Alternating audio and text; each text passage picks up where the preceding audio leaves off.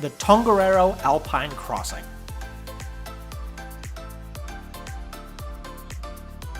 The most challenging and most fun hike I've ever done. A UNESCO World Heritage Site, it also served as the backdrop of Mount Doom in Lord of the Rings. What's it like to hike the most popular and scenic day hike in New Zealand, and what do you need to do to prepare? Let's find out.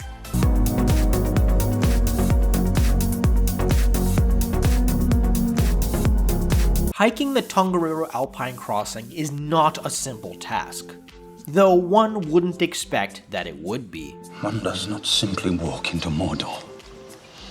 The route is 19.4 kilometers, and the standard route begins at Mangatepo at 1,100 meters and ends at Ketetihai at 750 meters, with the highest point at the top of Red Crater, 1,886 meters. If you went the other way, you'd have to tack on an additional 350 meters of climbing. Plan for a good 7 to 8 hours of hiking. It took my group 8. You'll need to arrange transport from each car park, as there's a 4-hour time limit to parking, and you won't be returning to where you started. Although it is completed by people of all fitness levels, people die doing this hike every year. Our group encountered a woman who had collapsed from heat stroke. Always go with a group during daylight hours. You won't have cell service, so you'll need to rely on other hikers or guides to call for help should anything happen. And be prepared for all sorts of weather conditions. The hike was renamed to include the word Alpine because you are crossing the New Zealand Alps. It may be at the height of summer, but there could be freezing rain or even snow at the top. Toilets are spaced out every hour or so, but you'll need to bring your own toilet paper. And bring water. Lots of water. You'll need a minimum of 2 liters. I brought 2.5 and finished all of it. I wish I'd brought 3. As I was traveling by myself, I signed up for a guided trek with Adrift Tongariro, not sponsored by the way. Yes, it cost some money, but they provided transportation, lunch, equipment, and our guide Frank was wonderful, funny, and kept us safe. The hike can be divided into several distinct sections of different terrain and difficulty level. I'll let Frank do the briefing. We're here, yeah, and we're gonna all the way going to the other side. So for the first part to the Soda Springs, easy, huge highway, yeah. The first 1 to 1.5 hours is indeed easy. You walk along a raised boardwalk through a very interesting ecosystem with grasses, flowers, and moss. It's only a gentle rise and you're sheltered from the wind. You might be lulled into thinking that this is what the hike will be like. It's not. After reaching Soda Springs, a dock agent seemingly taunts you, warning that it's about to get much harder. Sadly, it is. The next section is nicknamed Devil's Staircase. I wonder why. Soda Spring to South Crater, this part is about 1 hour staircase climbing up, right? You'll climb 300 meters over only 2 kilometers. It really is like being on the Stairmaster for an hour. I took plenty of breaks to film the scenery and totally not to catch my breath.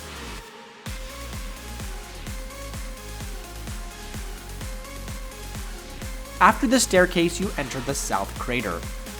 This was one of the most scenic parts of the hike. The landscape is completely alien, like we were walking on the moon.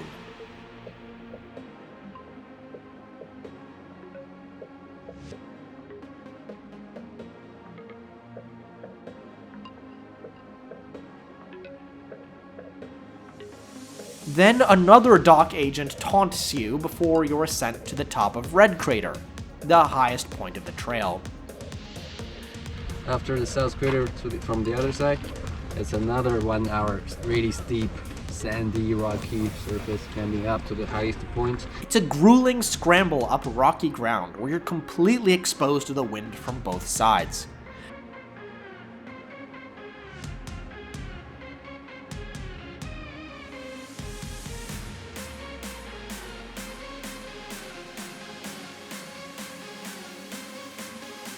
but the scenery is simply incredible.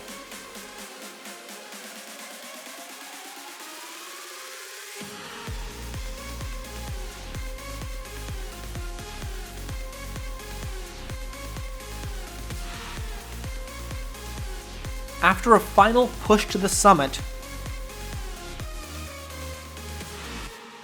you arrive at the peak of Red Crater.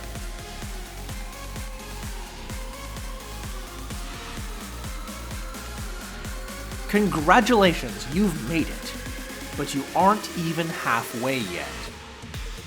Then comes the most dangerous part of the entire hike, the descent into Red Crater.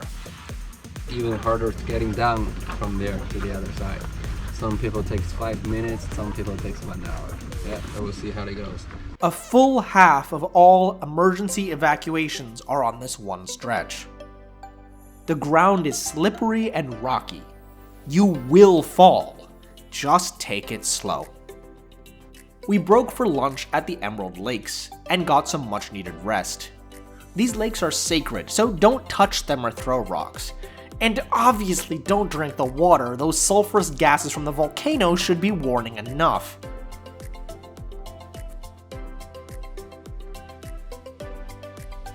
From there, a flat walk across Red Crater and a comparatively short climb, and you arrive at Blue Lake. This, yes, this is the halfway point. Most guides to the crossing conclude here by saying then you just walk down the other side. But it's long, really long. All the way getting down back to the bushline. Easy, but just longer than what you wish. Yeah. Sure. 4 hours of walking downhill. Your legs are tired and you'll need to be careful not to trip.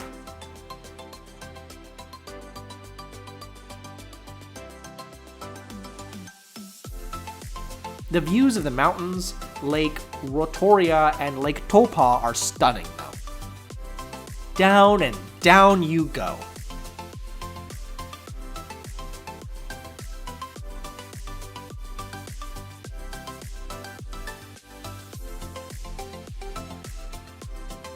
Slowly the grasses get taller and taller and you finally enter the tree line. Even then, it's still about an hour to go.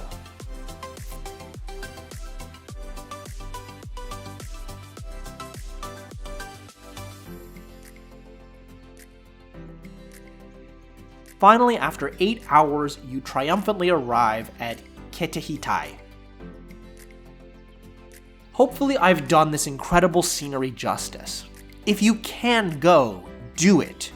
Yes, it was utterly exhausting and I couldn't walk for days, but I'd do it again in a heartbeat.